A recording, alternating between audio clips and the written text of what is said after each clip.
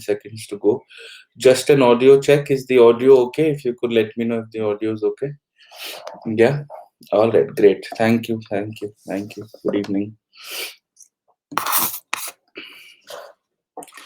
All right. Let's start. We are going to be discussing important legislations for prelims 2020. This has to be done in a very concise manner, in a very discretionary manner, because very honestly speaking, there are a very few number of legislations that are actually important, and legislations are actually asked in a very predictable kind of a manner, because there are certain logistical constraints with the way legislations are actually asked, as far as the prelims is concerned. So let's jump in right away. Okay, first things first, let's look at a little bit of insights. Okay, so there are essentially two kinds of legislations, two kinds of laws, one which are pending and the other which are passed. Okay, now, as far as pending laws are concerned, you only need to know broad objectives and background concepts. That's it. So, for example, if there is a law on surrogacy, and then you don't need to know the technical punishments, you just need to know what is surrogacy and what are the broad objectives of the law, something on those lines. In the same way, when we look at past laws, with respect to past laws, you need to know broad objectives, background concepts, and very selective technical details. These selective technical details would mean, for example, is there an organization or an institution that they're setting up? Is the law creating a statutory body? What are the powers going to be of those statutory bodies? Things like that. What is essentially and wholeheartedly to be avoided under all circumstances are punishments or compositions. You don't have to do them. For example, you don't have to know how long is the punishment for triple talaq. You don't have to know if there's going to be a body which is to be formed, what is going to be the composition of the members of that body. Because at the end of the day, bodies which are created through non-constitutional laws are called statutory bodies. And the composition of statutory bodies is not asked in the prelims under any circumstances. Only if they've been mentioned in the budget at some point of time or in the economic survey, maybe then perhaps. But otherwise, as a general principle, is please avoid punishments and and composition. All you need to largely know are pending laws and past laws. As far as pending laws are concerned, broad objectives and background concepts. And as far as past laws are concerned, broad objectives, background concepts, and selective technical details. And we'll get around them as and when we get to a specific law. I'll tell you which ones have to be done, which ones don't have to be done, in what context, in what depth. Okay. The primary source that I always use for laws is PRS. PRS is, in fact, the primary source of the class today as well. PRS is an NGO. It's a non-profit think tank which analyzes the legislative developments in a country, and they do an incredibly brilliant job of figuring out which law is important to what context and how much does each law have to be done. Okay, so I will teach you a little bit of detail, but I will also tell you what needs to be done for the pre and what needs to be essentially left out as far as the law is concerned. Okay, so let us start. All right. Okay, great. Before we start, please put your questions in the box for the questions above, and let this comment box essentially be for any audio or a video problem that there is, so that we can get down to it. Okay. All right. Let's start. First, and it's a very important law, the Medical Termination of Pregnancy Bill 2020. It was an amendment to the Medical Termination of Pregnancy Act, and it has been passed by the Lok Sabha in March 2020. It's as recent as a few weeks ago. The Medical Termination of Pregnancy Bill of 2020, the current status is that it has been passed by the Lok Sabha in March 2020. Now, I don't need you to know the current status. I just need you to understand that it is currently a bill, which means it's a pending law. If it is a pending law, it means that it is not an act. So we only need to know some broad objectives, certain principles around the act. I will anyways teach you this as and when it is important. Okay, so let's start. So, what does the Medical Termination of Pregnancy Bill 2020 do? First things first, it amends the Medical Termination of Pregnancy Act 1971, which means it's an amending law. It provides for the termination of certain pregnancies by registered medical practitioners. Registered medical practitioners are essentially doctors. That's another way of saying it. So you don't worry. Okay. Second, the bill adds the definition of termination of pregnancy. This was not the case before. Now, abortion has a legal definition in the country. It is procedure undertaken to terminate a pregnancy by using a medical or a surgical method. A procedure undertaken to terminate a pregnancy by using a medical or a surgical method. Now, I'll give you a comparison. What is the current law and what does the new proposed bill suggest? Okay, so let's look at it. Just simple, it's all self explanatory. This is just to revise things properly and formally once and for all. Okay, so under the current law, as far as termination of pregnancy is concerned, under the act, under the original 1971 act, a pregnancy may be terminated within 12 weeks if a registered medical practitioner is of the opinion that one, continuation of the pregnancy may risk the life of the mother or cause grave injury to her health. Two, there is a substantial risk that the child, if born, would suffer physical or mental abnormalities. For the termination of pregnancy between 12 to 20 weeks, two medical practitioners are required to give their opinion. Two medical practitioners are required to give their opinion. Okay, so let's understand what this means. This means, as of the current law, as of the current situation, as of status quo, on ordinary circumstances, a pregnancy can be terminated within 12 weeks only if the registered medical practitioner is of the opinion that the continuation of the pregnancy may risk the life of the mother or may have a serious impact on the health of the mother. Or second, if there is enough medical evidence and enough medical testing to prove that if the child is born, the child would suffer from serious mental or physical abnormalities. Okay? And for that, one medical practitioner's opinion is more than enough. But if you have to terminate the pregnancy after 12 weeks, that is between 12 to 20 weeks, two medical practitioners are required to give their opinion. So, this basically explains to you medical termination of pregnancy, abortion can happen up till 20 weeks. Up till 20 weeks. For the first 12 weeks, the permission from one registered medical practitioner is enough.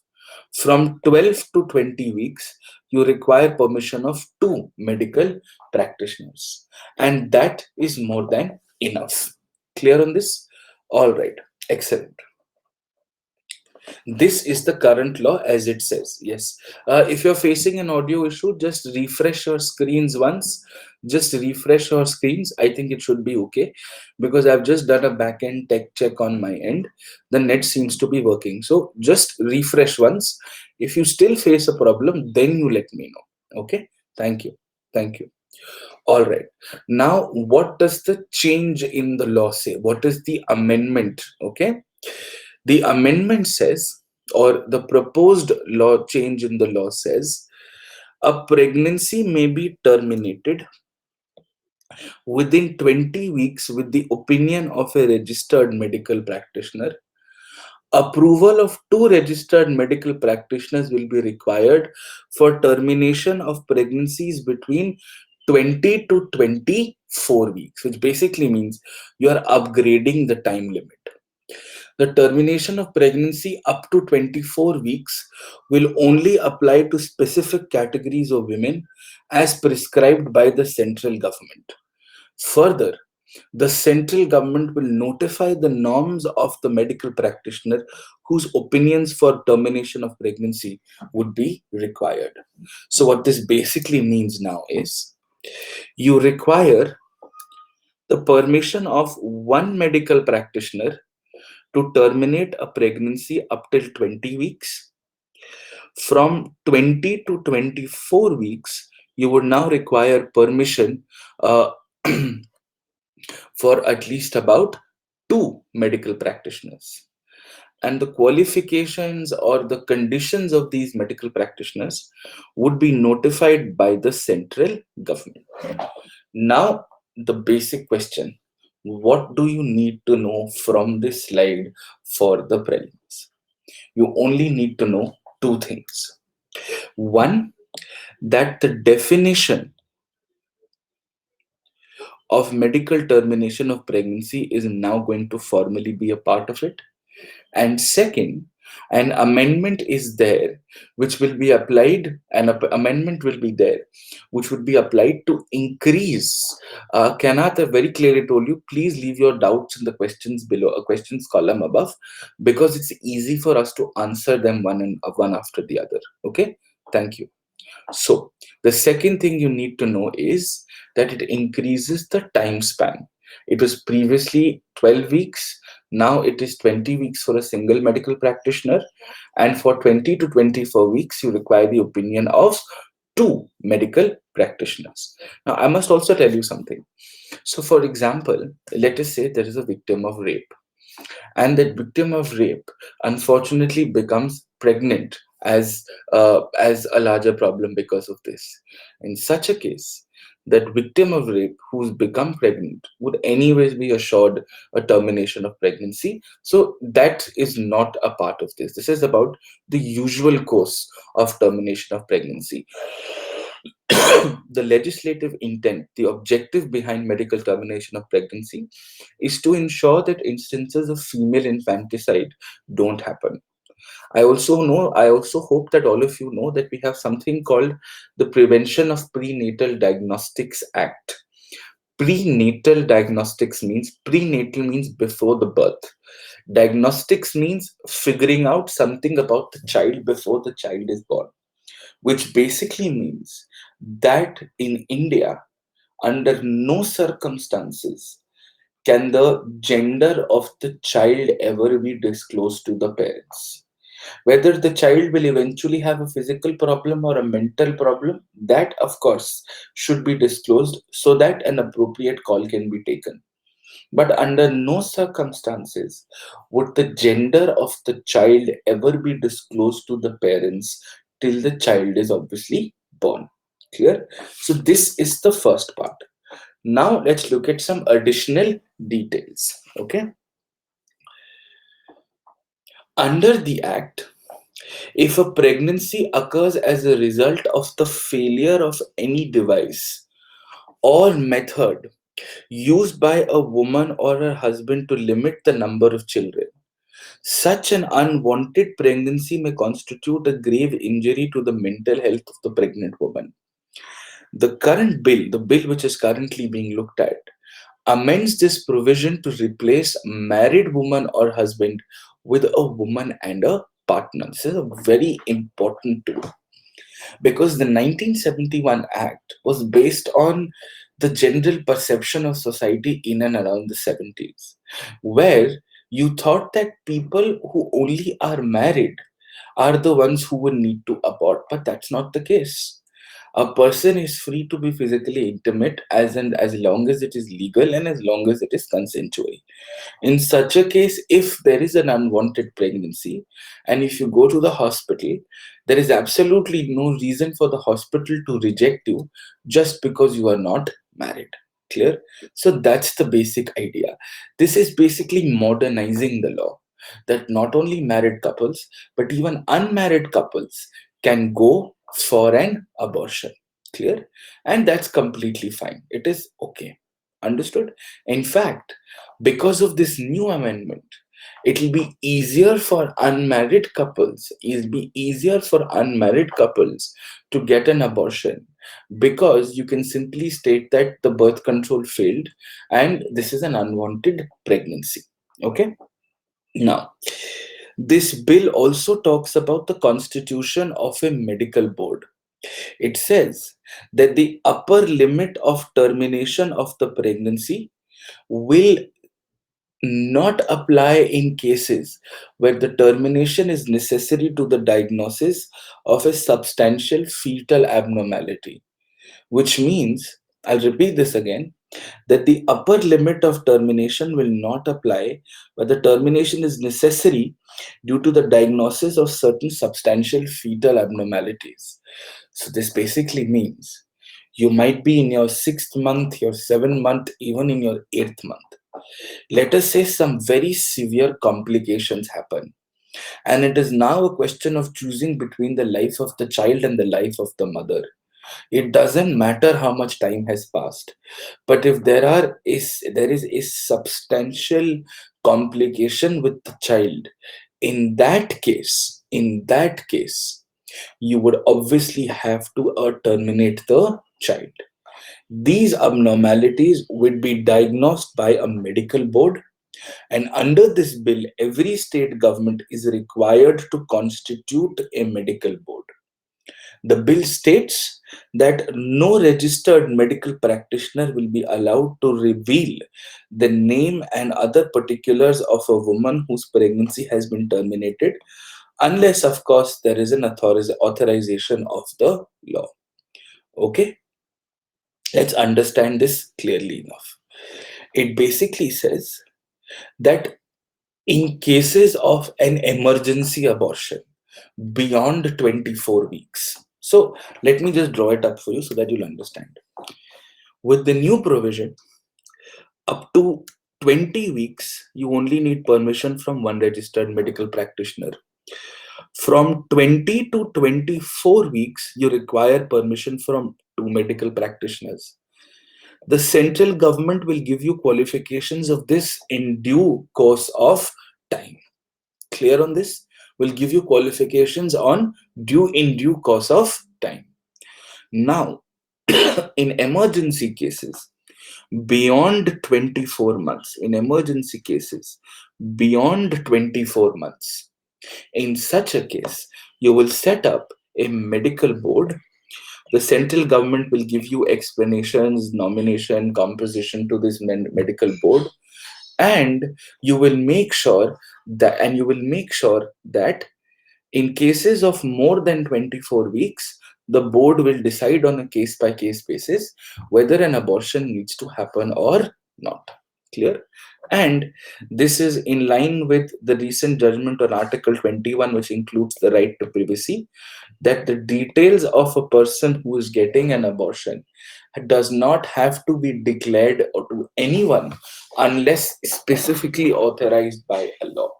Unless that is the case, then possibly yes. So, for example, let us say after abortion, the person is going for a medical insurance. Now, in medical insurance, you have to disclose your medical history.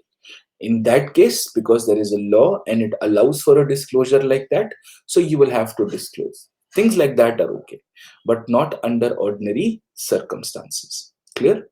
All right. Now, hold on a second. Let me go through a few of the questions that have been posted. Okay, Ankit Kumar Singh, is it a finance bill? Good question. So, a finance bill is something new that requires money. Now, if you go through the contents of this bill, it only tells you that there is going to be a medical board. It does not tell you who's going to be a part of the medical board. So, if it doesn't tell you who's going to be a part of that medical board, it does not tell you the salary of the same, which means it's basically something new. You're adding newer arrangements, newer conditions for abortion. So, by that logic, it is an ordinary bill. Good question, Ankit. Okay.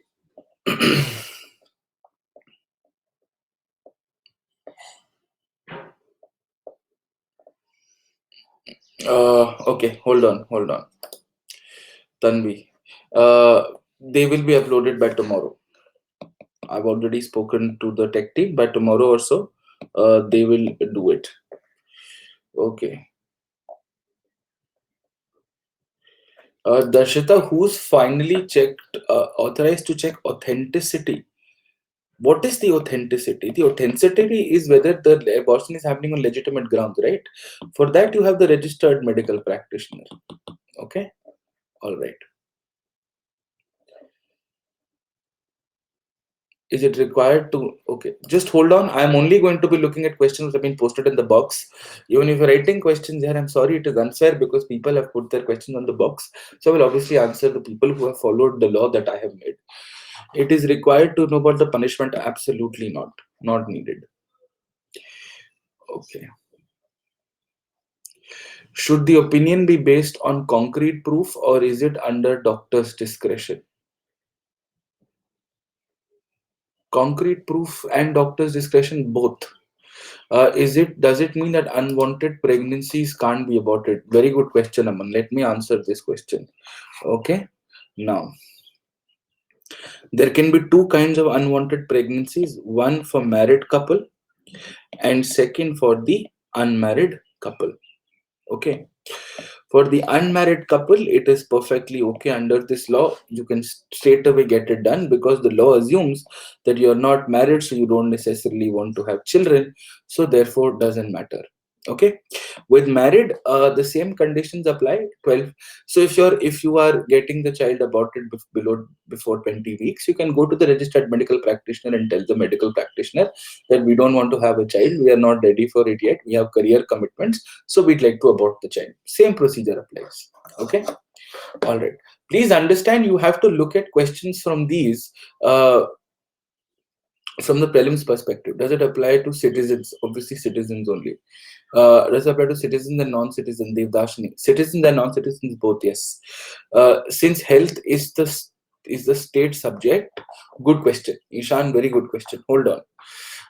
Since health is a state subject, will the category of women qualifying for 24 weeks be given by the center be binding on the states? If no, then this will create irregularities in the states. Firstly, this is not about health, this is about law and order. And law and order technically is a state subject, but you have heard of something called the Indian Penal Code. Yes, which is a central law. The states can add and subtract to this, but yes, the states will usually conform to these principles. Okay, good question.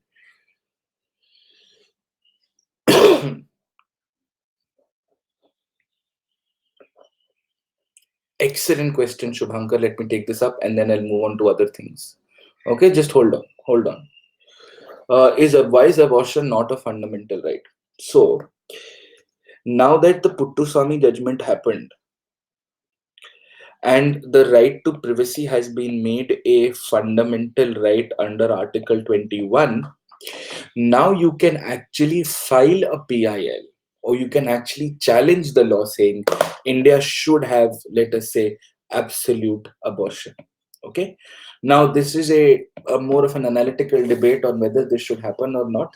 So that is why. Okay. All right.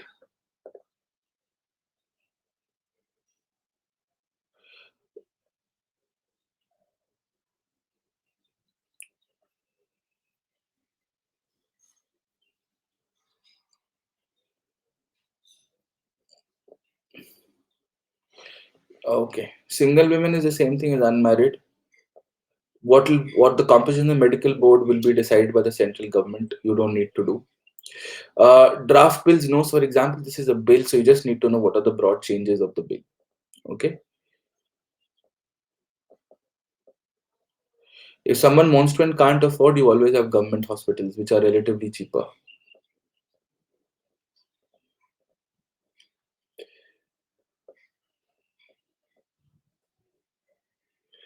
This is because, why did I call this a law? And okay, let me just take these two questions. Give me a minute. Give me a minute. I'll take enough questions. Okay. So this is a law and order issue because you're essentially stopping. So there is a law. The medical termination of pregnancy is a law. Is a law. It says that if you abort what could you say, for wrong reasons, if you abort for unwarranted reasons, then you could be jailed.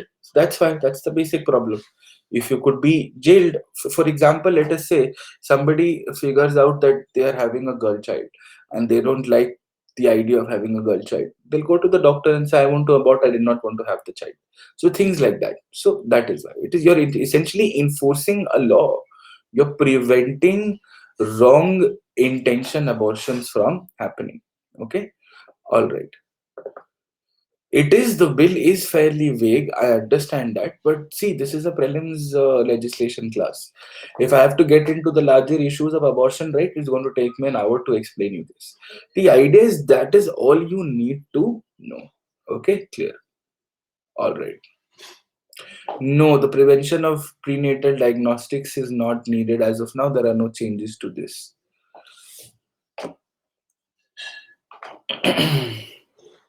All right. Okay. That's it. That's it. That's it. If it's a girl child, you can't abort. Ayushi, if it's a, you can't know whether it's a girl child or a boy child, so it doesn't matter. That was also a question. Okay. Chalo, next. This was also in the news just a couple of days ago when our finance minister, most honorable, one of the world's most intelligent economists, Miss Nirmala Sitharaman, had given us a national address, which was also closely translated by subtitles, Minister of State for Finance Anurag Thakur. So we are going to look at this also. This was also mentioned in the speech. So this is also slightly important. I'll just cover through this in some time. Okay. So we've already discussed the other kind of GST waiver in the other class in the economics survey, but we need to now look at direct taxes. Direct taxes are basically the direct taxes is basically you have to pay the tax and the tax is applied on you. For example, income tax is a direct tax, corporation tax is a direct tax. If I have an income, I have to pay the tax and I'm the one actually paying taxes. Okay, clear. So let's figure this out and let's understand this. Okay, so the direct tax Vivad se Vishwas Bill 2020. Let's figure this out. Yes. So it's currently been passed in both the houses. It's awaiting presidential assent, and as we know, the president was partying and is in under quarantine. So unfortunately, the assent has not been given. So that's a problem. But this is a form. It's almost done. It's going to happen in just some time. Okay. So let's look at it. Okay. The president provides, so the bill is this. The bill provides, this is almost a done bill, a bill, because both the houses have passed. Okay, so the bill provides a mechanism for resolution of pending tax disputes relating to income tax and corporation tax. The bill proposes a resolution mechanism under which an appellant can file a declaration to the designated authority to initiate a resolution of pending tax disputes. The last date to file such declaration would be noted by the central government. This has now been extended to 30th June 2020. Clear on this? Okay. Yes. Shivam, this was just meant in a light-hearted manner when we say that the president met somebody who's under quarantine. I hope you understand this. It was just a light-hearted comment. Don't worry. President is in great health, and he would be he'd come back to us to assent to the bill. Okay. Now, based on the declaration, the designated authority will determine the amount paid by the appellant under the dispute and grant a certificate containing particulars of the amount payable within 15 days of the receipt of the declaration. The appellant must pay this amount within 15 days of the receipt of the certificate and inform the designated authority of such payment. Such an amount shall not be refundable. Okay? Now, the proposed mechanism will not cover certain disputes. These disputes include where the prosecution has been initiated before the declaration was filed. Prosecution matlab a proper case has been initiated, which involves persons to have been convicted or have been prosecuted under certain laws, such as the Indian Penal Code or enforcement of civic liabilities, or involving undisclosed foreign income or assets. What this basically says is, if you haven't paid your tax before and you're fighting with the government on how much income tax you should pay, in that case, just write to the government. Tell the government, I'm sorry, let's sort this out. Let's आओ बाहर मिलते हैं. Let's basically वार बाहर मिलते हैं. We'll come sit out, just talk like two normal human beings and just sort out this matter, and let us come to an amount. I will pay the amount and let's finish it. Basically bargaining for tax. That's the basic idea. uh, who will this not be allowed to? This will not be allowed to on certain disputes where the prosecution has been initiated. Second, where they have been convicted or they've been prosecuted under stronger laws. And third, if the case involves undisclosed foreign income or assets. So, for example, let us say one of India's most honest and most upright businessmen, Vijay Mallya, let us say he hasn't paid his income tax. And let us say there are cases going against him. He can't write to the government and say, I am sorry, I'm now willing to pay my income tax. Government like, तू पहले इधर आ, तू आ तो सही पहले, फिर हम बात करते हैं. Clear? So that's the basic idea. Clear on this? So that's the larger explanation. That's all you need to know. There's nothing more that you need to know as far as this direct tax Vivad se Vishwas bill is concerned. Okay, all right. Next, this is very, very important. Okay, and please stop writing everything. Stop everything. Just listen to this carefully. This is a very, very important bill. Okay, the Personal Data Protection Bill of 2019. It has been introduced in one of the houses and is now currently being referred to a standing committee for its comments, a joint committee or a standing committee where they're going to essentially look at how can you make the law better. They're going to talk to experts. They're going to have a very detailed deliberation on the same. Okay, all right.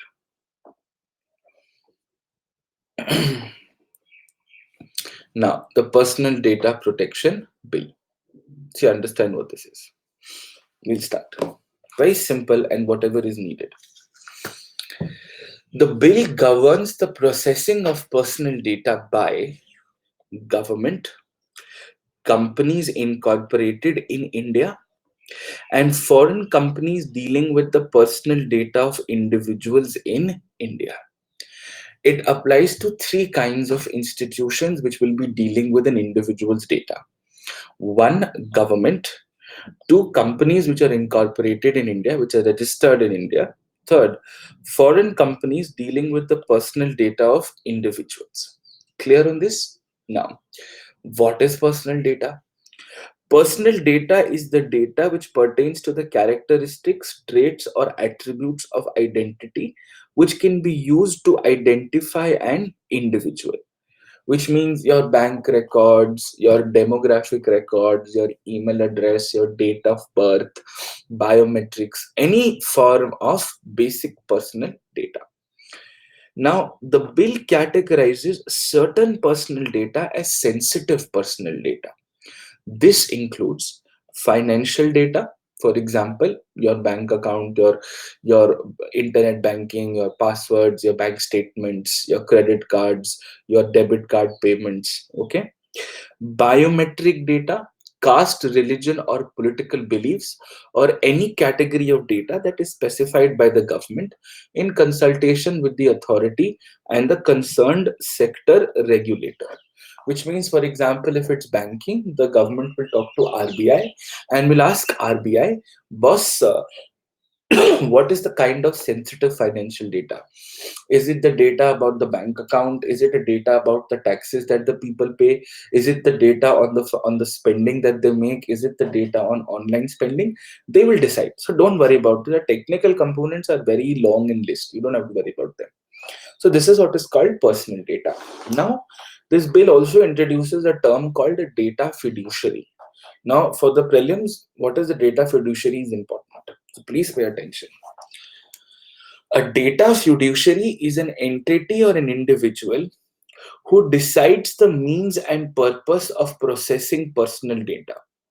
Such processing will be subject to certain purpose, collection, and storage limitations. For instance, personal data can be processed only for specific, clear, and lawful purpose.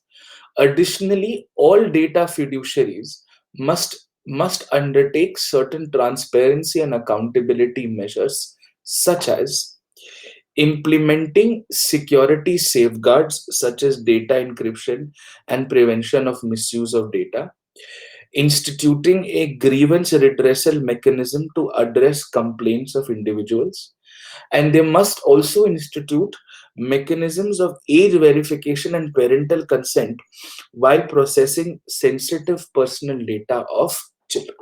So just hold on, let me explain this to you.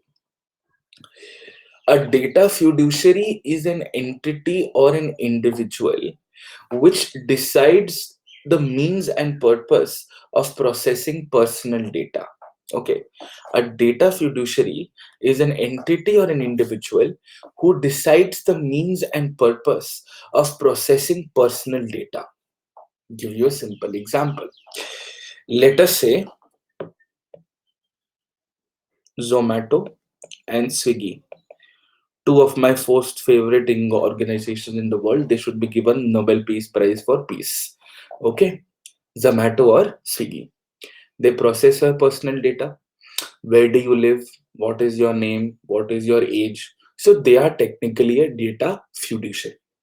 Now they're collecting your data in such a way. Now what will happen now? In that case, Zomato or Swiggy will have to add certain measures that nobody can hack into Swiggy servers and take the data and figure out what I eat. Because if they figure out what I eat, they're going to be in a shock.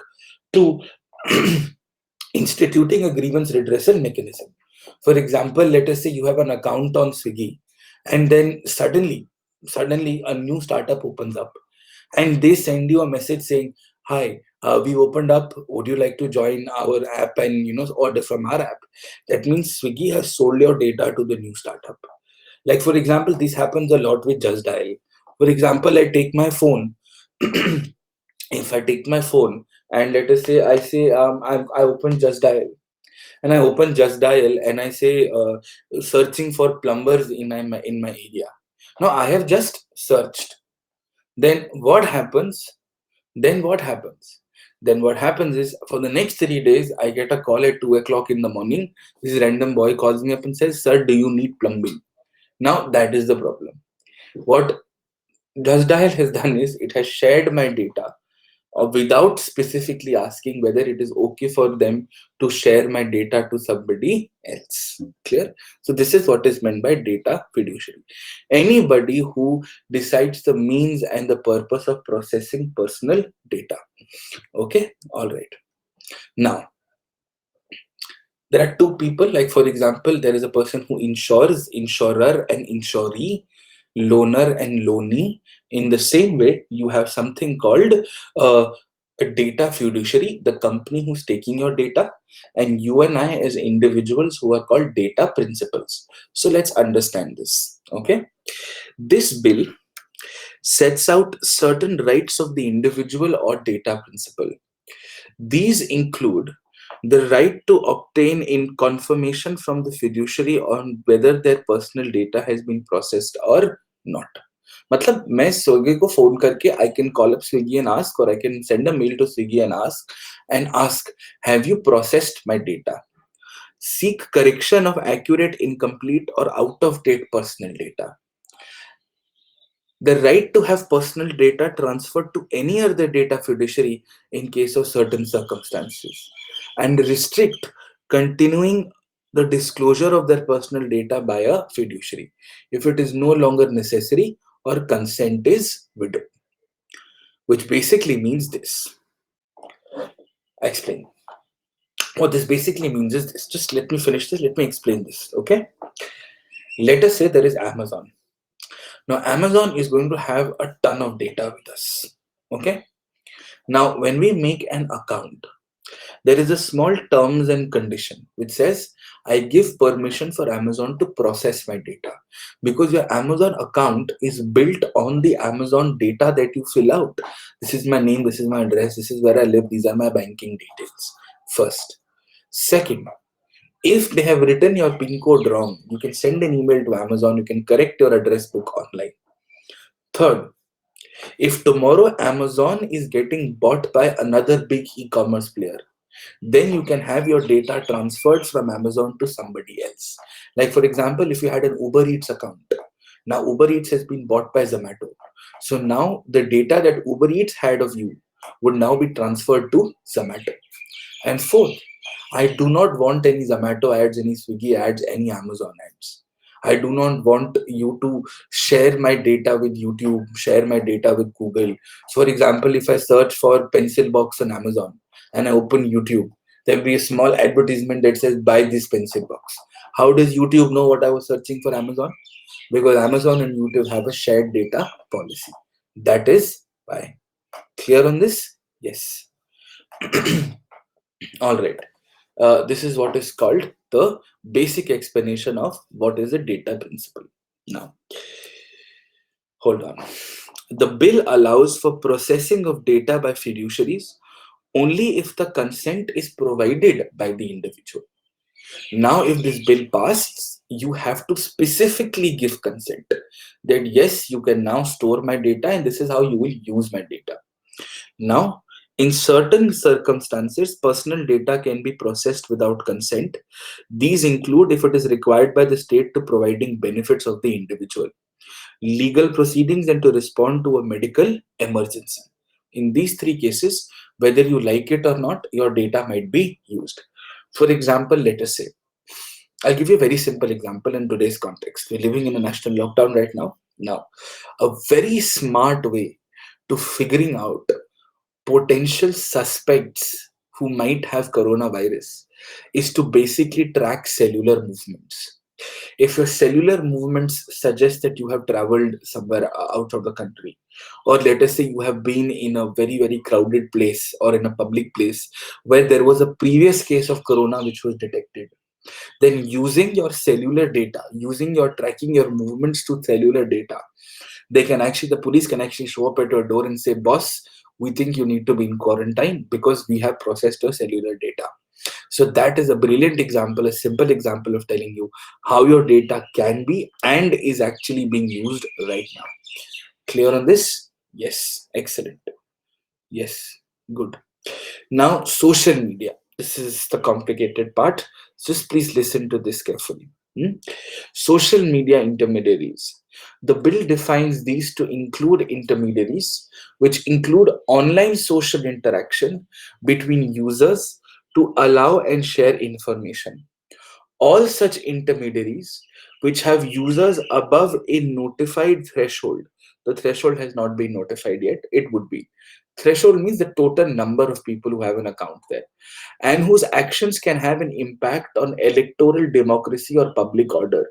Like, for example, trolls. Trolls are usually shared on Facebook, on WhatsApp, on Instagram, on Twitter, have certain obligations which include providing a voluntary user verification mechanism for users in the country. So, what happens is there is something called a bot. A bot is basically an automated response linking ecosystem. For example, I will tell you, if you go to Unacademy's website, you will see a small box. It will say, "Hello, how can I help you with?" Hi, I am Raj from Unacademy. That is, nobody called Raj is replying. It's an automated chat bot. Yes, you can actually try this today. You can open your Facebook on your browsers and open the Facebook Messenger and just randomly search, for example, NDTV. NDTV will now open a chat bot in your Facebook Messenger and you can write, give me coronavirus news. Automatically, the chatbot will send you the most important and the most recent news with respect to coronavirus. Clear on this? So that's also there. Yes, also in Swiggy customer care. Absolutely clear. So that's the basic idea called social media intermediaries, which basically means that, boss, if you are a social media company such as Facebook and you have so many people using it, If the user wants, the user can verify his or her identity that I'm a real person. This is a real account. This is not an automated bot. This is not a computerized auto generating trolls. कि मतलब आपने लिखा BJP is amazing तो कांग्रेस वाला troll लिखा you should die, या तूने लिखा कांग्रेस is amazing बीजेपी वाले ने लिखा चलो एनआरसी करते हैं. Both of these things can't happen. Like, yes, exactly. Good. Now, next. The bill also sets up a data protection authority, which means the data protection authority would mean it would take the following things. It would first take steps to protect the interests of individuals, prevent misuse of personal data, and ensure compliance with the bill. It steps to protect the interest of individuals, prevent misuse of personal data, and ensure compliance with the bill, and consists of a chairperson and 6 members with at least 10 years of expertise in the field of data protection and information technology. The orders of the authority can be appealed to an appellate authority and to an appellate tribunal, and the appeals from the tribunal will go to the Supreme Court. What this basically means is, now you have, like how you have Competition Commission of India to prevent companies from buying each other to become a monopoly. We're also going to have a data protection authority, like a regulator for data, like the Data Regulatory Authority of India, like how you have TRAI, like you have IRDAI, how you have SEBI, you have RBI. The same you'll have a data protection authority, which will take steps to protect the interests of individuals. So the data protection authority can actually make a regulation and say that, boss, I want individual verification on social media. If anybody is misusing personal data, selling, like Just Dial sells your data to, let us say, a plumber, they will stop, and will make sure that the provisions of the Data Protection Act are going to be implemented. It will consist of a chairperson and 6 members with at least 10 years expertise. That's all that is mentioned. And much like competition, also the Competition Commission has a competition tribunal. It has a Competition Commission appellate tribunal, and appeal from the Competition Appellate Tribunal will go to the Supreme Court. In the same way, they will also have an authority. The authority can be appealed to the tribunal. From the tribunal, it can go to the Supreme Court. Clear on this? That's a very, very simple, basic idea. Okay. Now I have to look at some questions. So just hold on a second. Let me look at some questions. Please stop. Let me finish up the questions. I'm going to take a few. Uh, why emphasis on personal data and not other data? Because personal data is about right to privacy. Organizational data is anyways data analysis. Ki 60% of India buys from Flipkart, 40% buys from Amazon. That data makes no difference. Dharmender has a very good question. Let me go through this question. When it comes to the consent of individuals, will there be a format for all? Because taking consent may be subjective and companies may ask in general words. This is like a terms and conditions form. That means a very good question. You'll basically be asked to sign a terms and conditions form. Okay. Hmm.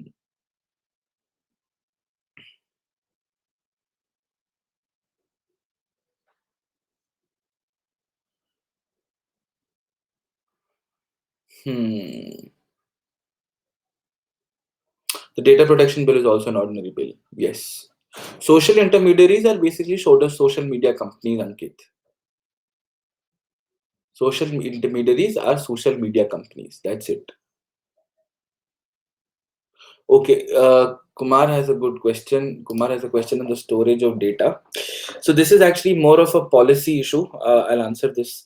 So what happens is, for example, let us say, so many of us have Gmail accounts. Now, where is so much data stored? They are stored on big, big, big servers, which exist in foreign countries because they had suitable ecosystem business climate. So, for example, Ireland, a lot of Google servers are in Ireland, like over acres and acres of land. That's where in one of the areas you would see one of your Gmail accounts be stored. Okay, so that's the idea. See, that depends. How would I know whether it's Dharmendra, how would I know whether it's general or standard? Only once the bill hasn't mentioned, that will completely be dependent on the people. Okay, all right.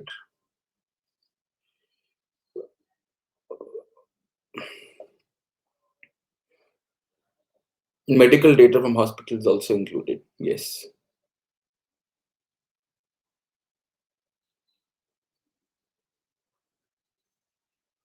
Data sharing from fiduciaries allowed is to take the consent of the individual. Okay, all right. The bill hasn't specified anything about the storage yet in detail. This is currently on hold because this has also been in the news. What we have said is that we want the companies to set up all the storage, all the data of Indians must be stored in the physical territory of India. Where companies are asking, तुम्हारे पास जगह ही नहीं है, जगह भी नहीं है, climate भी नहीं है, हम कहाँ से करेंगे? So this is a matter of concern. Okay, all right. Now, this is exactly what we were talking about. Sensitive personal data may be transferred outside the country for processing if explicitly consent by the individual and subject to certain additional conditions. However, sub-sensitive data should be continued to stored in India. This is what the bill says. Now, obviously, this has caused a lot of concern. Certain personal data notified as critical personal data can be processed by the government. Okay, critical personal data would essentially mean if firstly it has not been notified yet by the central government, it would mean, let us say, your blood group. It would, for example, mean, let us say, your DNA sequence. The government may also classify your caste or your gender as critical personal data. It depends. We right now don't know what is critical personal data and what is other data. So the basic idea is you have three kinds of data: critical personal data, sensitive personal data, and personal data. Critical personal data can't be moved out of the country.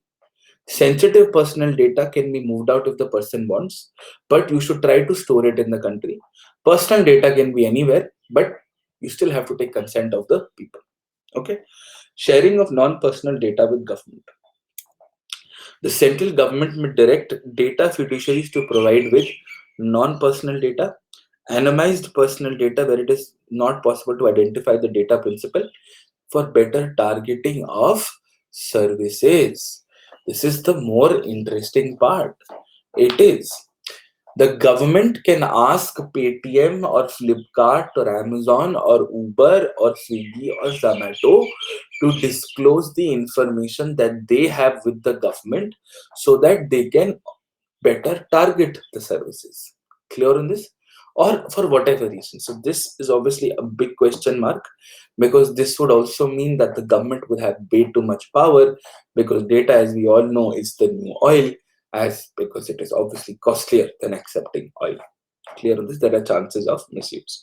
But we are not discussing the analysis of this. It is not needed. Okay, this is simple. This could be asked as a one marker, like a one liner in the prelims. What is the 126th Amendment about? The 126th Amendment again has been passed by both the Lok Sabha and the Rajya Sabha. It simply wants to extend. Okay, the Constitution provides for reservation of seats of SC, ST, and representation of Anglo-Indian community by nomination in Lok Sabha and assemblies of states. This has been provided for a period of 70 years since the enactment of the Constitution and will expire on 25th January 2020. The bill seeks to extend this for SCs and ST by another 10 years, 25th January 2030. This means that the reservation for Anglo-Indians will not happen for the next legislative assembly elections or the next general election. Clear on this? This is all you need to know. Okay, clear.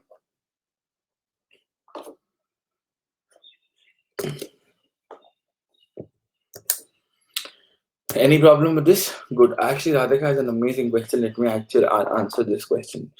Why did government sell data of citizenry without it? This is the larger question mark, actually. When right to privacy has been made institutionalized, has been made fundamental, the Ministry of Transport and Highways sold vehicular data of citizens to private companies. So stuff like that. Okay. They should have not done it. Okay, next, this is also very, very important. Let me finish this first. Why not extension for Anglo-Indians, Nishant? Because you have enough Anglo-Indians getting elected. That is why. The International Financial Services Centers Authority Bill, which has now been passed and is now an act. Please pay attention. This could be asked very, very importantly. Okay, so what is this? It provides for an establishment of an authority to develop and regulate the financial services market in the country in the International Financial Services Center of India. It provides for an establishment of an authority to develop and regulate financial services market in the international financial services center in the country. Hmm? Will apply to all international finance services centers set up under the Special Economic Zones Act of 2005. It sets up International Financial Services Centers Authority. It will consist of 9 members appointed by the central government. What will it do? It will regulate financial products such as securities, deposits, and contracts of insurance. This is with respect to international trade. This is not stocks in India, this is stocks outside. Financial services and financial institutions which have been previously approved by any other appropriate regulator, such as RBI, SEBI, or an international financial service center. This will follow all processes which are applicable to such financial products and financial services and financial institutions under their respective laws.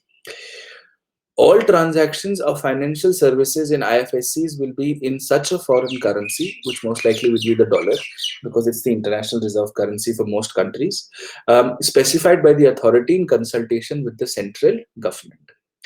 अब ये क्या है मैं बता देता हूँ. Okay, just understand what this is so that we get this part right. Okay, see what this is.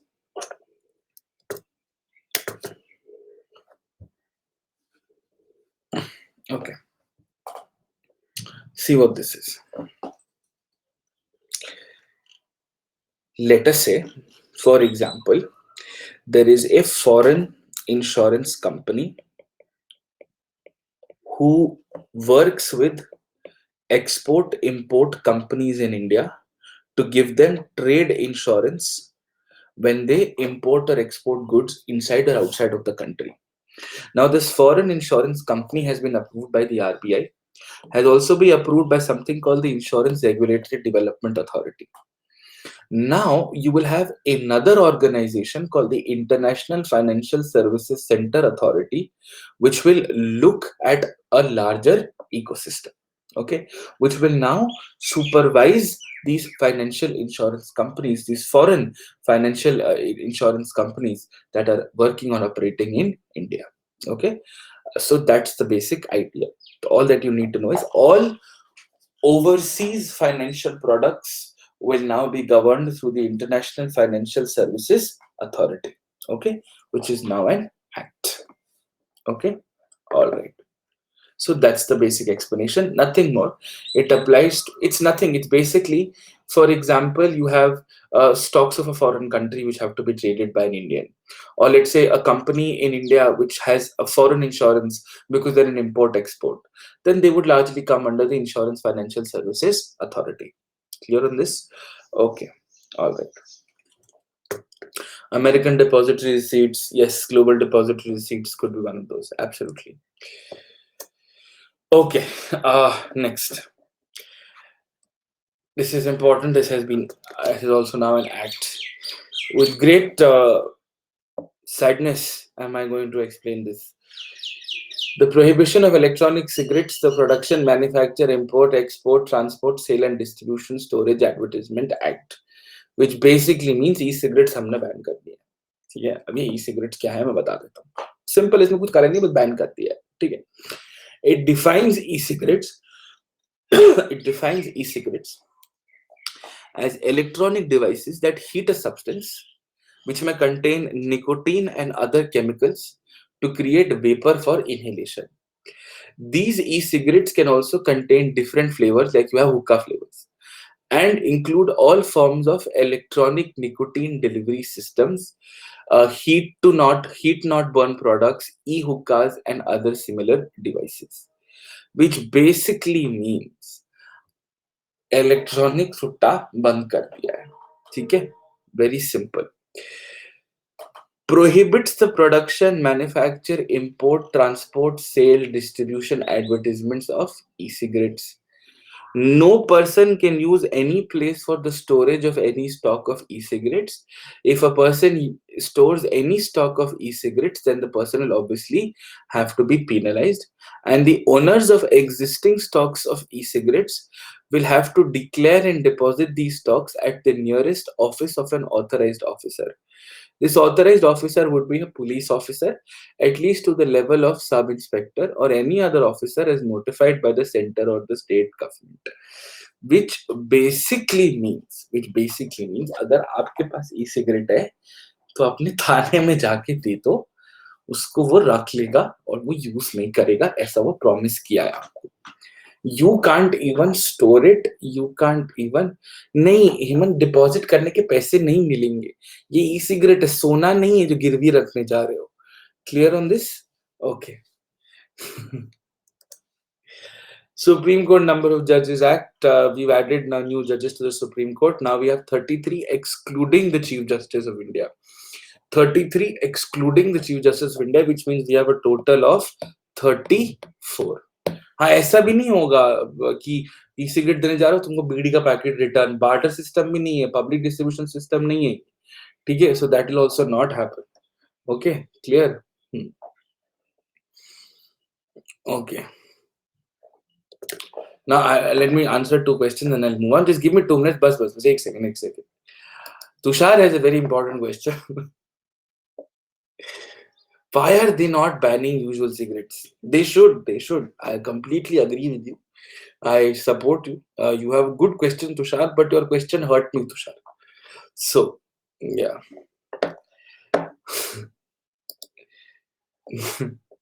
Next, what if an individual bought it earlier and now keeping? You can't, Ayan. That's the whole point. If you have it, you have to give it to the police station, and they will keep it with you. Okay, right. Anyways, so total number of judges in the Supreme Court are now going to be a total of 34. One Chief Justice of India and 33 other judges. No, Tushar, not at all. It doesn't hurt. It's fine. It's completely okay. I was just having a lighter moment. Clear? Okay, excellent. Okay. National Medical Commission Act is thoda sa important hai. I've done this also extensively, but I'll just cover what is important for the pre. Okay. So the National Medical Commission is slightly important. Please understand how does it work. Okay. The National Medical Commission, firstly, all that is needed for the pre, seeks to repeal the Indian Medical Council Act of 1956 and wants to set up a brand new body called the National Medical Commission. What will the National Medical Commission do? First, it will frame the policies for regulating medical institutions and medical professions. मतलब medical college और medical professions के regulation को ये regulate करेगा. It will assess the requirements of healthcare related to human resources and infrastructure. Next, it shall ensure compliance by state medical councils and regulations made under this bill. And it will frame guidelines for the determination of fees up to 50% of the seats in private medical colleges and deemed universities which are regulated under the bill. इसका मतलब क्या हुआ? ये 4 चीजें करेगा. First, it will regulate doctors and medical students. Second, it will assess health infrastructure. Third, it will coordinate with states to ensure that medical regulations are implemented. This is like Niti Aayog plus powers for medicine. Okay, this is like GST Council for medicine, if you have to look at it. And most importantly, it's going to say that the out of the total number of seats in a private medical college, let us say a private medical college has 100 seats. Out of the 100 seats, the seats for 50 out of the 100 seats, the fees for these 50 seats would be defined by the Medical Commission of India. This does not mean this will be the same fees as government colleges. This basically means when you have a medical exam and you get a top rank, you will get a government college where you will pay government fees. If you get a middle rank, you will get a private college, but the fees would be regulated by the National Medical Commission, slightly higher than government, but cheaper than private. And if you get a low rank, then private college and private fees. That's the explanation. Okay, simple as that. Clear? Now, Under the bill, the central government will constitute a medical advisory council. The council will be the primary problem through which the states and union territories can put forth their views and concerns before the National Medical Commission. The Medical Advisory Council is like interstate council, where you have chief ministers and other important people of the states meeting the center and telling them मेरे को ये अच्छा लग रहा है, मेरे को ये नहीं अच्छा लग रहा है. Like how you have a GST council meeting. The council will advise the NMC on measures to determine and maintain standards of medical education, which means the National Medical Council will have first the National Medical Council, which is the core deciding body, and will also have something called the Medical Advisory Council. That's all. That's all. Okay. All right. Guys, please focus. This is far more important. Okay. Okay. Thank you. Now, this medical commission will have 4 departments. The first department is called undergraduate, which will look at undergraduate medical education. Second is postgraduate, for postgraduate medical education. Third is MARB. It stands for Medical Assessment Rating Board. Medical Assessment Rating Board. Okay. Now, what does this do? It essentially looks at all the non-academic function. कि मतलब जो UGC type काम है. Affiliation, building बनानी है, auditorium बनाना है, broad regulations. And you have EMRB, Ethics and Medical Registration Board. Under Ethics and Medical Registration Board, you'll essentially look at code of conduct for doctors. कि appendix बोल के lung नहीं निकाल सकते. That's it. Basically those things. Okay, that's the basic idea. Now, it is something new. Yes, you're setting up these many bodies, you're setting up these many organizations, salaries have to be paid. Yes, something new plus something money is equal to financial bill. Okay, now something more. The National Medical Commission may grant a limited license to certain mid-level professionals who are connecting with the practice of modern medicine and modern medical profession to practice medicine. मतलब ये जो doctor नहीं है लेकिन doctor के जैसा काम करते हैं, जैसे nurses, midwives, ASHA workers, who essentially could be given a certain minimum license. Because we understand that more often than not, we don't have enough doctors, and because we don't have enough doctors, we will have to, give more responsibility. Our RMPs, our doctors, have to give more responsibility to people who are helping us when the doctors are not present. Okay, all right. No, quacks are illegal doctors. Doctors who don't have degrees are called quacks. This also includes dentists. No, it does not include Ayush. Ayush stands for Ayurved, Yoga, Unani, Siddhi and Homeopathy. इनको नहीं देते कि bypass हो गया और वेद जी आके आपका छाती फाड़ेंगे, ये नहीं होता है, ठीक है? They do not get the chance to. Okay, no. Ayush doctors are not there.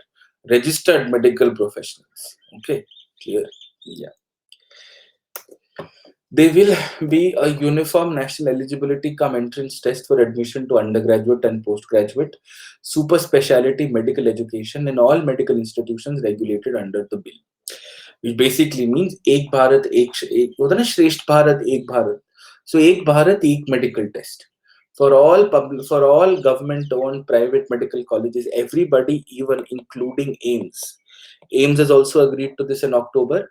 Why did AIMS have to additionally agree to this? Because AIMS is an institution of national importance, which means ये Avenger है, ये दुनिया के ऊपर है. Clear on this? And the NMC will specify the number of conducting. Now, it will specify the manner.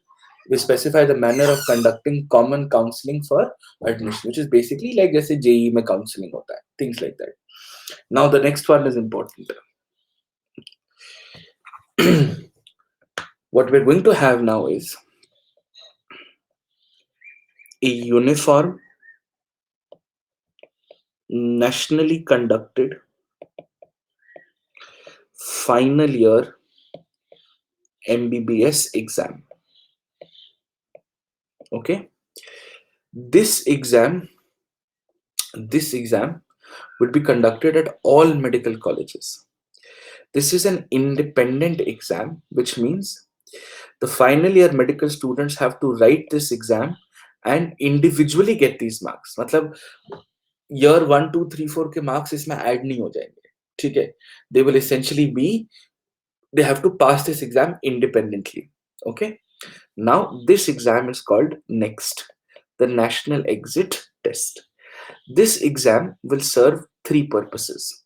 One, if you pass this exam you will be eligible to get your degree. Second, if you pass this exam you will be assumed to have a license to practice medicine, and the marks of the net exam will be used, will be added. If you tomorrow want to write the NEET PG exam, then the marks of the net exam could be added. Clear? This is the next exam. Okay. Now I understand this is very complicated and I've done this in a lot more detail when I've done healthcare, but for the pre this is more than enough. In India, license, all medical licenses, okay, let me answer these questions. All medical licenses are of a specific duration. All licenses, or you never get a permanent license. Okay, from which year is this net applicable? From 2020. This bill has been passed. No, it does not certify a person as a paramedic. Shivam, and MARB is basically the UGC of medical education.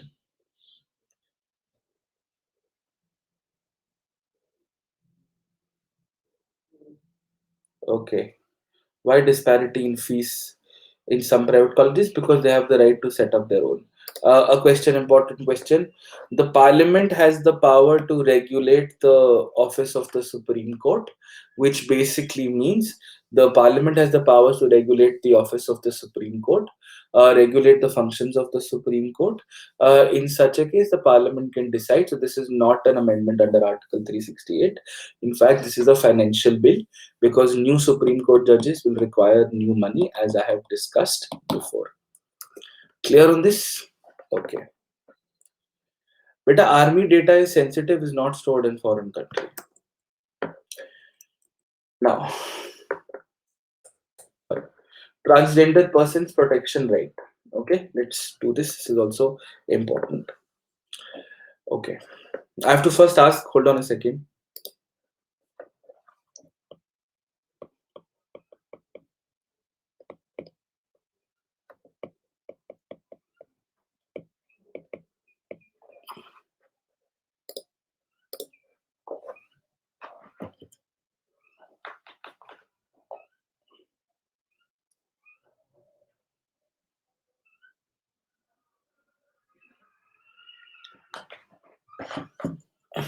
ये सी किसने mark किया है?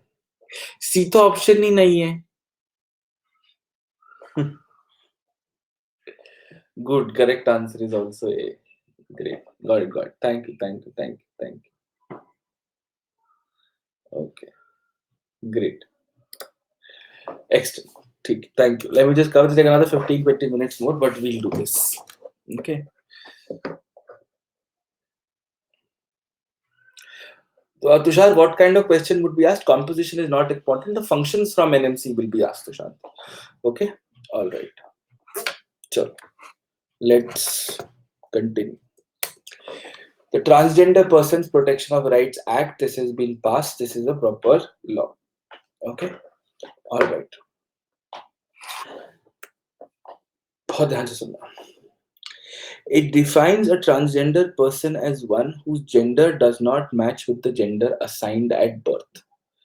It includes trans men, trans women, persons with intersex variations, gender queers, and persons with socio-cultural identities, which we often call as skinners or hijra.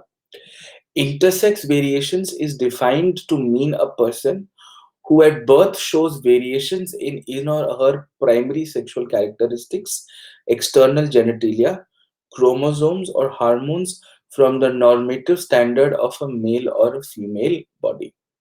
So transgender का मतलब ये हुआ. You don't have to refer to any other sources, Vikrant. Let me finish and let me complete this. Yes, Zahir, the foreign medical students will have to write the same next exam to get the license. Now, transgender. Just pay attention. This is important. Transgenders, very simply put, is a larger identity. वो कुछ भी हो सकता है. which means whose gender does not assigned the gender which was given at birth. A person, a transgender person is one whose gender does not match the gender assigned. अब वो match कैसे हो सकता है? बायोलॉजिकली, साइकोलॉजिकली, सेक्सुअली, बहुत तरीके हैं. और you may have more than one, और मे हैव नीदर, कुछ भी हो सकता है. Transgender is an individual's way of figuring out what kind of a gender do I come from. उसको बोलते हैं transgender person. ठीक है? Clear? Okay. Prohibits the discrimination, prohibits the discrimination against a transgender person, including denial of services or unfair treatment in relation to education, employment, healthcare, access to enjoyment of goods, facilities, opportunities available to public, the right to movement, the right to reside, rent, or otherwise occupy property, and the opportunity to hold public or private office, the access to a government or private establishment whose care or custody a transgender person is, which basically means the same kind of fundamental rights. कुछ नया नहीं कि education में discriminate नहीं कर सकते, employment में नहीं कर सकते, हेल्थ में नहीं कर सकते, पब्लिक स्पेस में नहीं कर सकते, और करना भी नहीं चाहिए. If somebody wants to buy property, rent property, open a bank account, access an establishment, you can't stop a person from going anywhere just because uh, this person does not necessarily come from a defined notion of gender. It's very, very important law. Every transgender person will have the right to reside and be included in his household. If the immediate family is unable to care for the transgender person, the person will be placed in a rehabilitation center on the orders of a competent court, which means you have to set up rehabilitation centers for transgenders. In fact, a few years ago, the Supreme Court had actually given transgenders the status of the third gender, and they already enjoy benefits of OBC so that they can get better access and more competent platform. Okay. No government or private entity can discriminate against a transgender in employment matters, including recruitment or promotion. Every establishment is required to designate a person to be a complaint officer to deal with complaints in relation to this act. This is a very important provision. This is like RTE getting applied to private schools as well. In the same way, this provision is applicable to private sectors as well, because it is the duty of the state to prevent them from getting accepted or from getting biased. Okay, all right.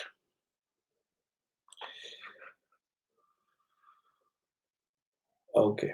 Next, educational institutions funded or recognized. Education institutions funded or recognized by relevant government shall provide inclusive education, sports and recreational facilities for transgender persons without discrimination.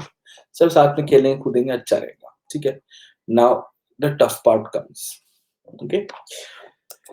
The government must take steps to provide health facilities to transgender persons, including separate HIV surveillance centers, sex reassignment surgeries. The government shall also purview or shall also review medical curriculum to address health issues of transgender persons and provide comprehensive medical insurance schemes for them. A transgender person may make an application to the collector, to the district magistrate, for a certificate of identity indicating the gender as transgender. A revised certificate may be obtained only if the individual undergoes surgery to change the gender either as a male or a female. थोड़ा ध्यान से सुनना है, थोड़ा सा technical है, please understand this. Okay, so this basically means there's a person, a man, who has the body of a man but thinks that the person is actually a woman. Or let us say there is a woman who has the body of a woman but thinks that the person is actually a man. Okay, this is a classic case of transgender. This comes under transgender. Now this person will have to go to the collector, and the collector will have to Suraj, I am never ever make insensitive statements against a person's personality. This is not right. Never ever do this. Whether you're in an offline medium or an online medium, don't ever do this, Suraj. This is very sensitive. You have no idea the problems that they face on a daily basis. You have no idea the kind of troubles that they go through on a daily basis. Do not, under any circumstances, demean their work. Okay? Good. All right. All right, guys, stop saying anything to Suraj. It's okay. Don't. Whatever is done is done. He's understood. It's my job to tell him, not yours. Okay? All right. Let's understand this. Okay. Now, clear? Now, so this person will go to the district magistrate, and this person will go to the district magistrate and then inform the district magistrate that I think I belong to the other gender. So could you please assign me a transgender status? Now the problem is that the district magistrate may not be competent because this is a very complex identity, which is also this case. So there is a problem, no doubt. And we want to have a national council for transgender persons, like the same way we have the National Commission for Scheduled Castes, the National Commission for Scheduled Tribes, the National Commission for Backward Classes. So things like that. Okay, things like that. Clear on this? So similar lines to suggest policy improvements and stuff like that, to look into inquiries, to look into complaints that have been suggested and things like that. Clear on this? Okay. Next, Arbitration and Conciliation Act.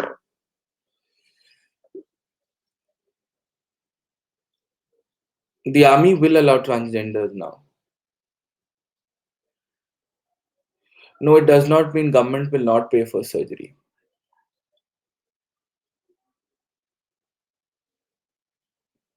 No, it does not install a constitutional status.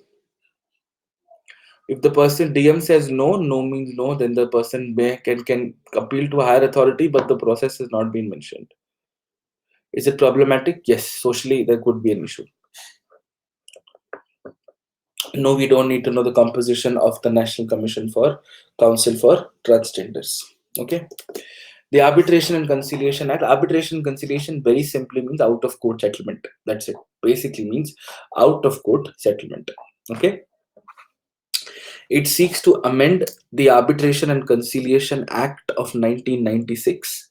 The Act contains provisions to deal with domestic and international arbitration and defines the law for conducting conciliation proceedings. That's what the law does. International arbitration would mean, for example, let us say, okay, let us say, for example, let us say, thank you, thank you.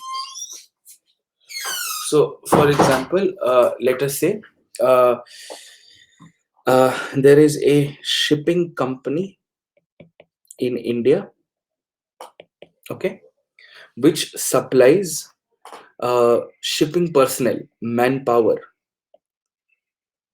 to a company in the UK which owns the ship. Now, a company in South America has manufactured some goods that the ship which is owned by the UK, which is owned by a UK company, will take South American goods, and the people who will drive that ship are going to be Indians. This is a classic case of a multi-party, a multinational agreement.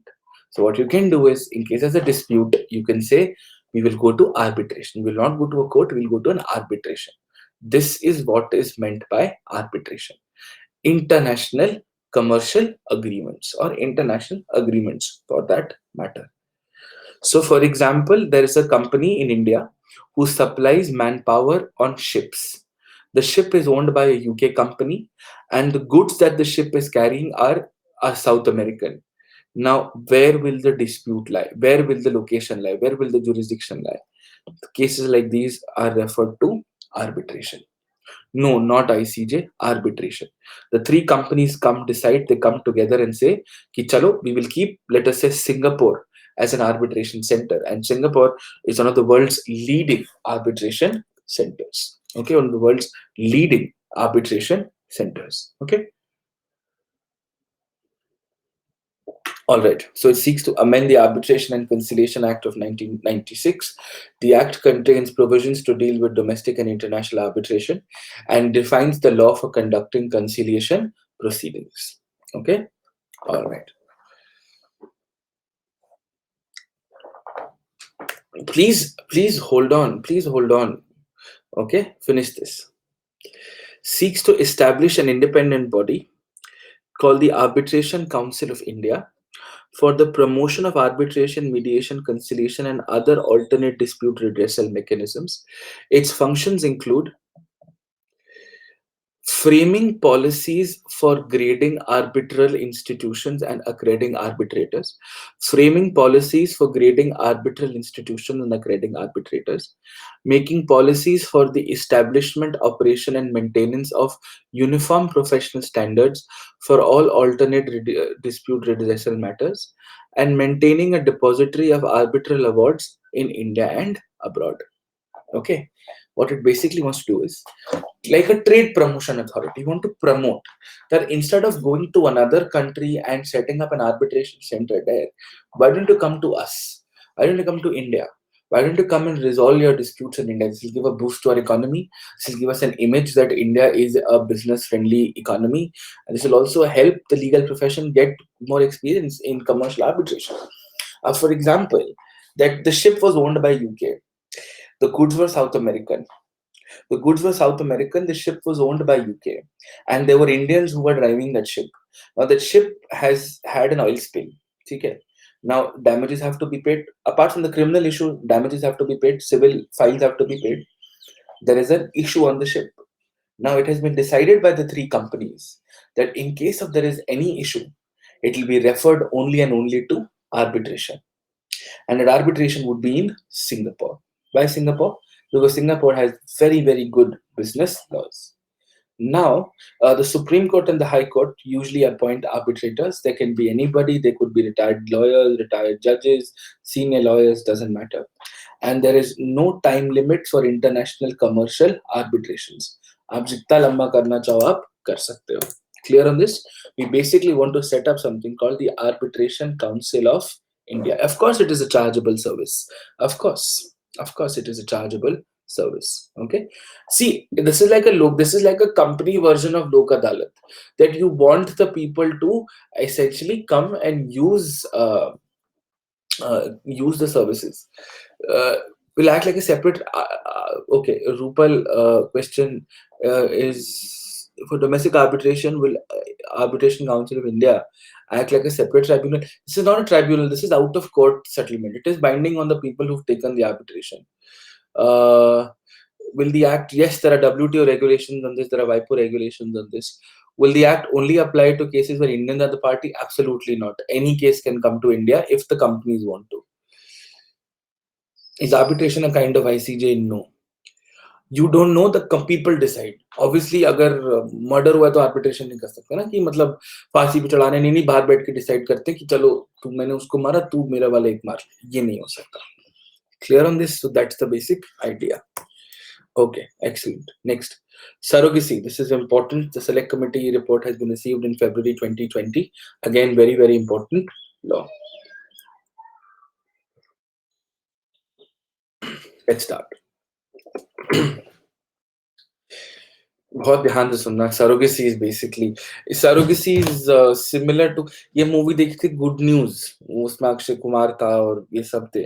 So that's largely on the in and around the larger issues of this. Okay, so let's understand what this is. We'll figure. हाँ, movie सब देखते हैं, newspaper कोई नहीं पढ़ता है. Good job. चलो, let's start.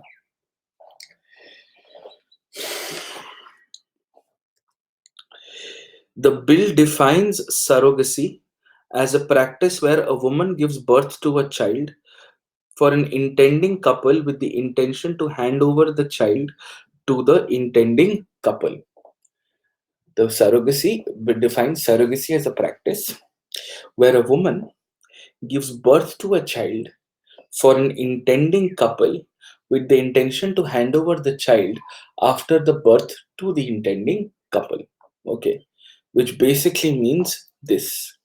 What this basically means is this. Okay, Person A and person B are married. They cannot have a child. So person C comes into the picture. Person C will deliver a child and give to person A and B. अब ये कैसे होगा, बहुत ध्यान से सुनना.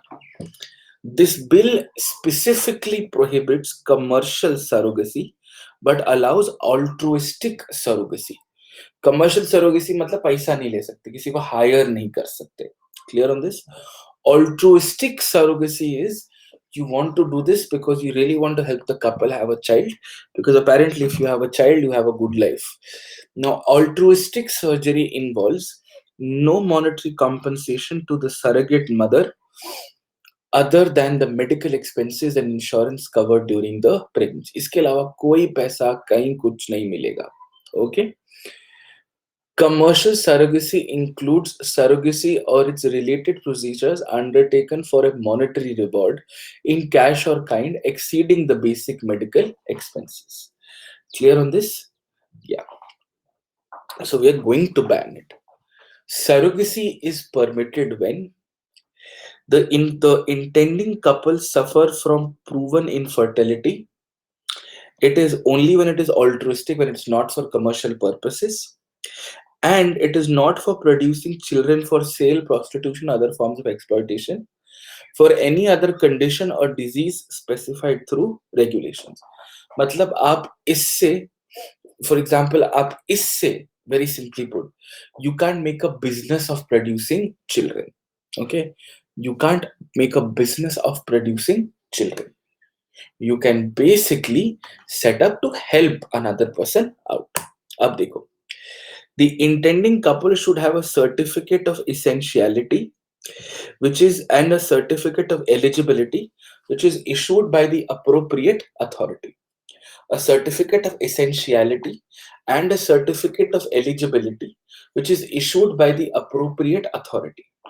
ठीक है, अब अथॉरिटी हम बना लेंगे, जैसे रिलीजन में नहीं है essentiality टेस्ट, वैसे ही. अब देखो कौन हो सकता है वो surrogate mother.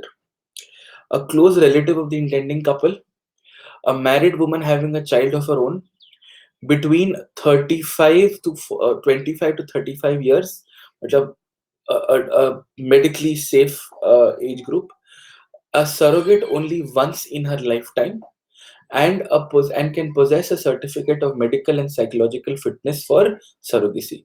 Further, the surrogate mother cannot provide her own gametes for surrogacy. इसका मतलब, you basically what happens is, this is done through in vitro fertilization, where the couple essentially allow, it's basically the couple basically allows for the surrogate mother to essentially execute it. मतलब ये lab में होता है, exactly lab में होता है कि it is fertilized in the lab, and the fertilized egg is then implanted into the surrogate mother. उसके खुद के नहीं, उसके खुद का नहीं यूज करते हैं, they use somebody else's. Now surrogacy clinics. Okay. Now surrogacy clinics. Yes, surrogacy clinics cannot undertake surrogacy related procedures unless they are registered by an appropriate authority, and clinics must apply for registration period within 60 days from the date of appointment. ये 60 days पढ़ने की कोई जरूरत नहीं, कोई नहीं पूछेगा. ठीक है. Now, a child born out of surrogacy procedure will be deemed to be the biological child of the intending couple. ठीक है, मतलब जॉन स्नो हो तो वो स्टार्क ही है ना, जॉन स्नो, उसको हम स्टार्क मानेंगे ना, तो वैसे ही. ठीक है. An abortion of the surrogate child requires the written consent of the surrogate mother and the authorization of the appropriate authority. Okay. This authorization must be compliant with the Medical Termination of Pregnancy Act, जो हमने भी discuss करा था. And further, the surrogate mother will have an option to withdraw from the surrogacy before the embryo is implanted in her womb. मतलब till the time वो कर सकती है, she can withdraw. And बाद में if there is an issue with medical termination, that also can be done. Remember, in this case also,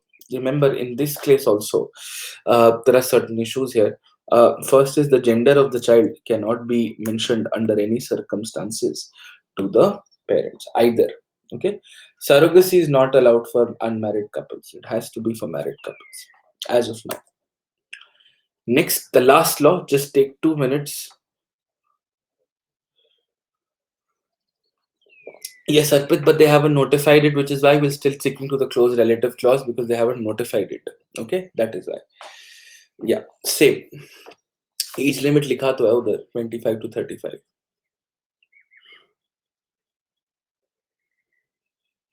Yes. So the amendment of 2019 is still not passed yet, na? That is why it says 2019. Ujwala. Tushant, if doesn't want to hand over the child, then like in Chori Chori Chukki Chukki, then how? What do I do? You can go complain to the police. It can be a case. Secret commercial agreements. हाँ हो सकते हैं यार अब क्या कर सकते हैं. Okay, guys, there are 100 circumstances that can go wrong. Our job is to look at what can go right. Yeah. Homosexuals can avail benefits. As of now, we don't give civil companionship rights to homosexuals. We only allow decriminalization. So when two people who are gay will be legally allowed to get married, they'll be allowed to adopt a child through this. This protection is very simple. Consumer Protection Act of 1919 has been passed. It replaces the Consumer Protection Act of 1986. A consumer is defined by a person who buys any good or service and avails for a consideration. This does not include a person who obtains a good for resale value or a good for commercial purpose. मतलब for example तुमने plot खरीदा और plot खरीदा तुमने वो plot में एक Domino's का फ्रेंचाइजी खोलना है. So you are not technically a consumer. तुमने एक इंडस्ट्रियल पर्पस के लिए यूज करा है. That is why. Okay.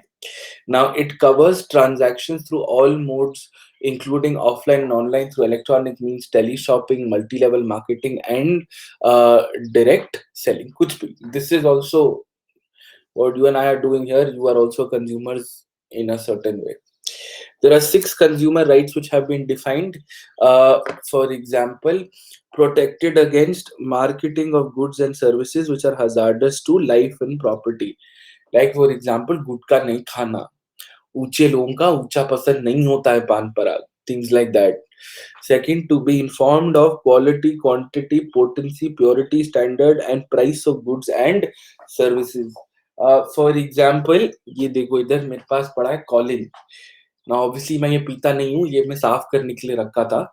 सो इसमें लिखा है कि it is manufactured by so and so, contents are here, this is the date of manufacture, this is the price etcetera etcetera.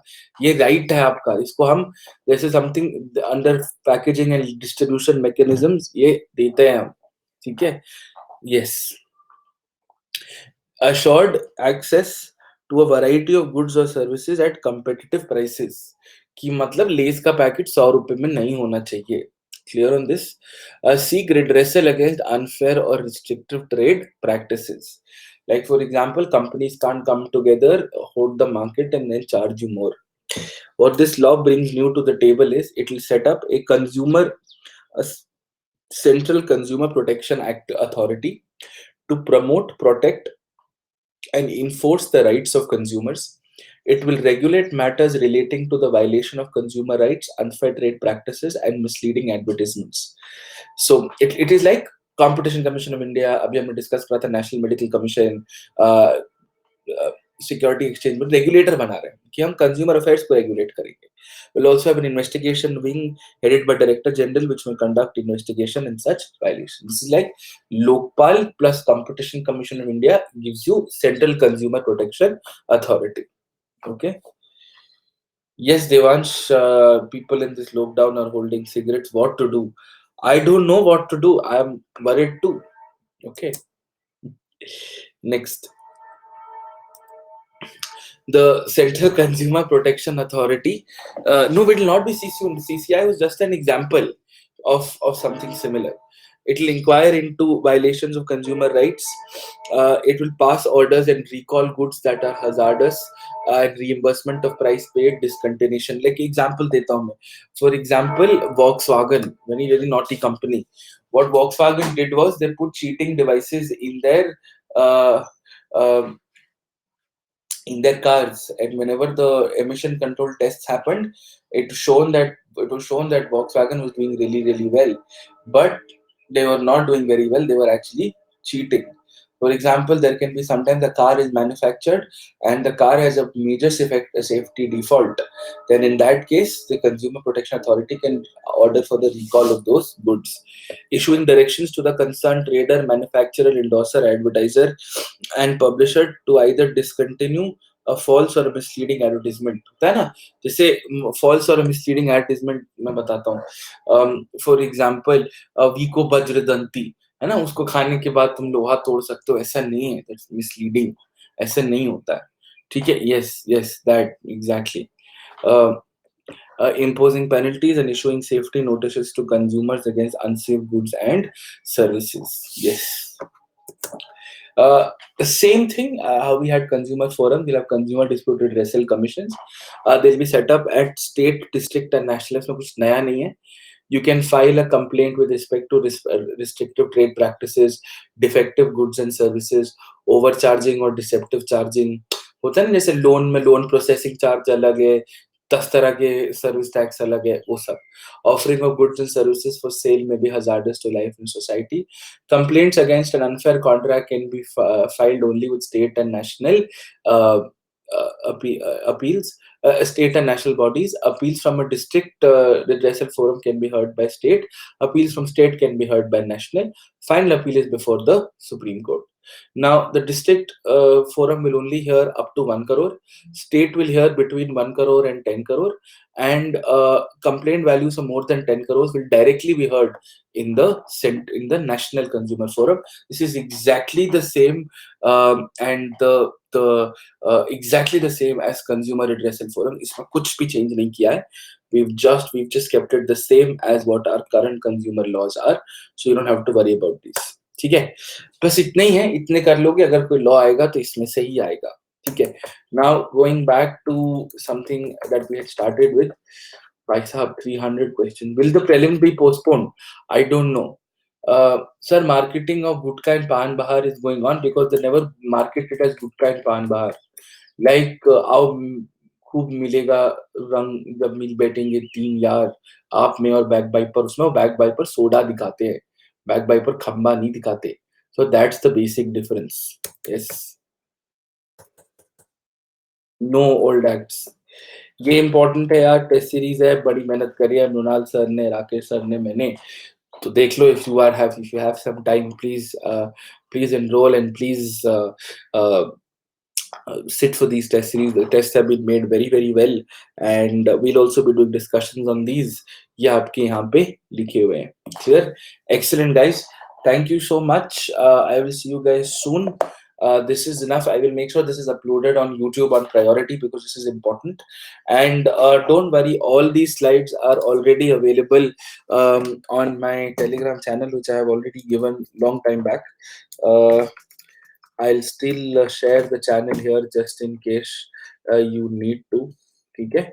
Thank you guys. अरे रुको रुको, पिन नहीं हो रहा, ऊपर भाग जा रहा है, रुको रुको. ओहो. Okay.